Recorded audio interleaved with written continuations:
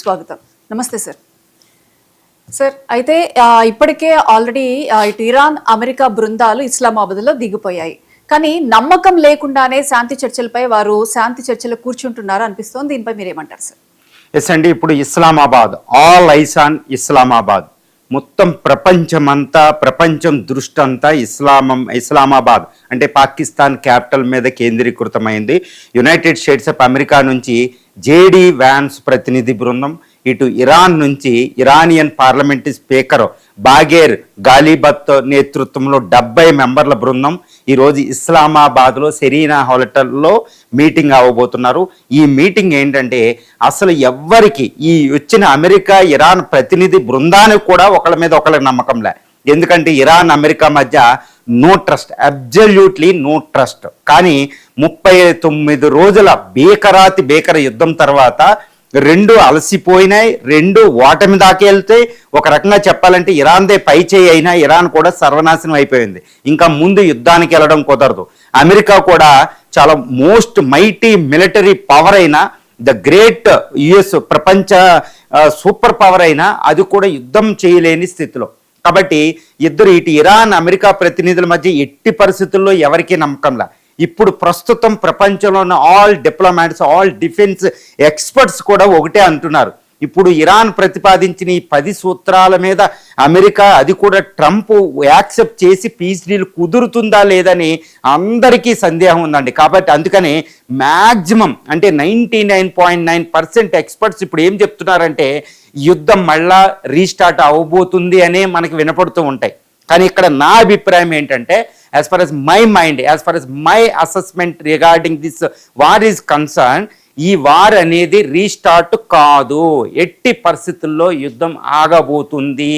ఎందుకంటే ఈరోజు ఇస్లామాబాద్లో అమెరికా బృందానికి నేతృత్వం వహించేది ఎవరు అంటే యుఎస్లో ప్రెసిడెంట్ ట్రంప్ తర్వాత ప్రోటోకాల్ ప్రకారం అత్యున్నత అధికారి జేడీ వ్యాన్స్, ఉపాధ్యక్షుడు, యుఎస్ వైస్ ప్రెసిడెంటే అటెండ్ అవుతున్నారంటే యుఎస్ ఈ పీస్ డిస్కషన్ మీద ఎంత సీరియస్గా ఉందో అర్థం చేసుకోవచ్చు.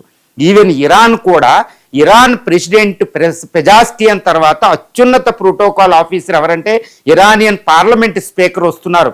ఇది మహమ్మద్ బాగేర్ గాలిబఫ్. ఆయన చాలా పెద్ద ప్రోటోకాల్ అన్నమాట. జేడీ వ్యాన్స్కి సమానమైన స్థాయిలో అక్కడ ఉంటున్నాడు, రెండవ అధికారి ఇరాన్లో ప్రెసిడెంట్ తర్వాత అని చెప్పొచ్చు అనమాట.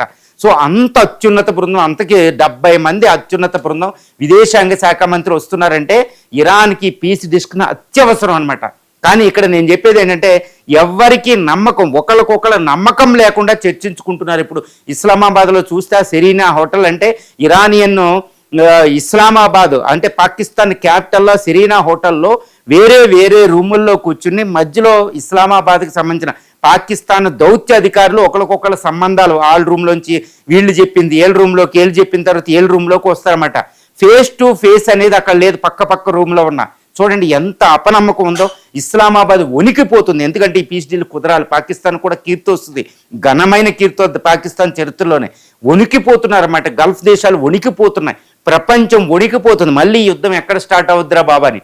కానీ మై అసెస్మెంట్ ఏంటంటే 39 రోజుల యుద్ధాన్ని నిశ్చితంగా కీన్గా అబ్జర్వ్ చేసిన తర్వాత ప్రస్తుతం US mind set, US defence forces strength, ఇటు ఇరానియన్ డిఫెన్స్ ఫోర్సెస్ స్ట్రెంగ్త్, ఇరాన్లో people mind set, IRGC mind set, ఇటు యునైటెడ్ స్టేట్స్ ఆఫ్ అమెరికాలో కీలకమైన యుద్ధాన్ని ఎలా తీసుకోవాలో చెప్పే ట్రంప్ సైకాలజీని ఆధారం చేసుకుని నేను చెప్తున్నా, ఈ యుద్ధం ఎట్టి పరిస్థితుల్లో జరగదు. అంటే ఏంటి, శాంతి ఒప్పందం కుదురుతుంది. కానీ ఇక్కడ ప్రతిబంధకాలు ఉంటాయి. చూడండి, ఇప్పుడు నుండి ఈ క్షణం మనకి వెంటనే పాకిస్తాన్లో చర్చలు ప్రారంభమైనాయి. ఇప్పుడు జేడీ వ్యాన్స్ యుఎస్ ప్రతినిధి వర్గానికి హెడ్గా, ఇటు గాలిబఫ్ ఇది ఇరానియన్ పార్లమెంటరీ స్పీకర్, ఇరాన్ ప్రతినిధి బృందానికి హెడ్గా ఇక్కడ డిస్కషన్ స్టార్ట్ అయినాయి. ఇప్పటి నుంచి మనం న్యూస్ చూస్తామండి. ప్రతి విషయం మీద ప్రతిబంధకాలే. ముఖ్యంగా హర్మూజ్ స్ట్రైట్ మీద ఎన్నో ప్రతిబంధకాలు ఉంటాయి. హర్మూజ్ స్ట్రైట్ నాదే అని ఇరాన్ చెప్తుంది. ఎలా అయితే ఇంటర్నేషనల్ అంక్లాస్ ఒప్పుకోదు, United Nations Convention of law of seas ప్రకారం అది ఒప్పుకోదు. కాబట్టి హర్మూజ్ స్ట్రైట్ అనేది ముందు ప్రతిబంధకం. తర్వాత లెబనాన్ మీద ఇజ్రాయెల్ అటాక్లు ఆపాలంటది, కానీ ఇజ్రాయెల్ పూర్తిగా అటాక్లు ఆపదు. అక్కడ రెండో ప్రతిబంధకం, దాన్ని అధిగమించాలి. ఇక మూడోది ఏంటంటే ఇరాన్ మీద మొత్తం ఆర్థికాంక్షలు తొలగించాలి. నేను అమెరికా ఏమంటదంటే పాక్షికంగా స్టెప్ బై స్టెప్ నేను తొలగిస్తానని చెప్పింది. Iranian assets billions of dollar US బ్యాంకుల్లో ఫ్రీజ్ అయిపోయినాయి, వాటిని రిలీజ్ అంటే స్టెప్ బై స్టెప్ ఓపెన్ చేస్తానని చెప్తూ ఉంటుంది అనమాట. మీకు ఇలాగే డిస్కషన్స్ వెళ్ళబోతున్నాయి. ఎందుకంటే యుఎస్ ఇక్కడికే జేడీ వ్యాన్స్ యుఎస్లో పాకిస్తాన్ రావడానికి ఫ్లైట్ ఎక్కే ముందు ఆయన చెప్పిన మాటల్లో మనకు అంతరార్థం వినాలి. ఆయన బాడీ లాంగ్వేజ్ గాంభీర్యంగా మాతో గేమ్ ఆడితే ఇరాన్ మళ్ళీ యుద్ధానికి అని చెప్పాడు. కానీ ద గ్రేట్ యుఎస్ ప్రెసిడెంట్ తర్వాత ఉపాధ్యక్షుడు అంటే వైస్ ప్రెసిడెంటే పీస్ డిస్కషన్స్కి వస్తున్నాడంటే ఆల్రెడీ యుఎస్ పరిస్థితి ఎలా ఉందో మనం అర్థం చేసుకోవచ్చు. అంటే ఏంటి, దిక్కులేని పరిస్థితుల్లో యునైటెడ్ స్టేట్స్ ఆఫ్ అమెరికా ఇరాన్తో పీస్ డిస్కషన్కి వస్తుంది. ఎందుకంటే యుఎస్ వార్ చేసే పరిస్థితిలో ఇక్కడ లేదు. జేడీ వ్యాన్స్ ఒకటే చెప్తున్నారు, నాకు ట్రంప్ అన్ని గైడ్ లైన్స్ అన్నీ మాకు ఇష్యూ చేశారు అంటున్నారు.